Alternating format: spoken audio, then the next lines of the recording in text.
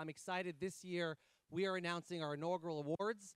We literally, by the way, as our first year, received over 100 nominations for the various awards that we put out. It is very exciting. We have amazing partners, we have amazing collaborators, and it's just a small token for our ability to try and give back and recognize those people who go above and beyond. And so for our first one, I don't know where she is, but Exceptional Woman in FinTech Award.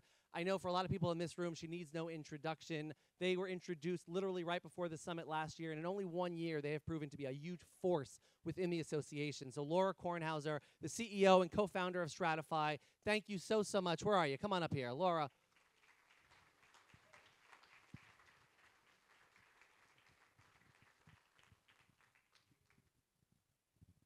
She deserves more than that. One more time.